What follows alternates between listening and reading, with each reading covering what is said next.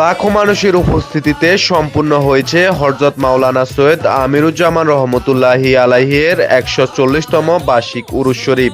আহমদুল্লাহ মাইজভান্ডারীর অন্যতম খলিফা আমিরুল আউলিয়া হযরত মাওলানা সৈয়দ আমিরুজ্জামানের ১৪০তম বার্ষিক উরুস শরীফ গত ১৫ই জানুয়ারি পহেলা মাঘ বৃহস্পতিবার চট্টগ্রামের পটিয়া উপজেলায় আমির ভান্ডার দরবার শরীফে ধর্মীয় ভাব গাম্ভীর্য ও বিপুল আয়োজনের মধ্য দিয়ে অনুষ্ঠিত হয়েছে।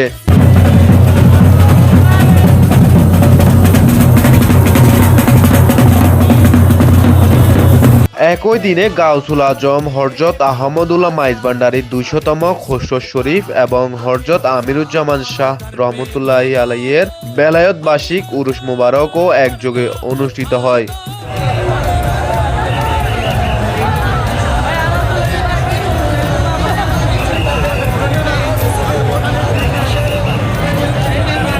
এই উপলক্ষে দেশ বিদেশের বিভিন্ন প্রান্ত থেকে লক্ষ লক্ষ আশিক ভক্তের সমাগম ঘটে।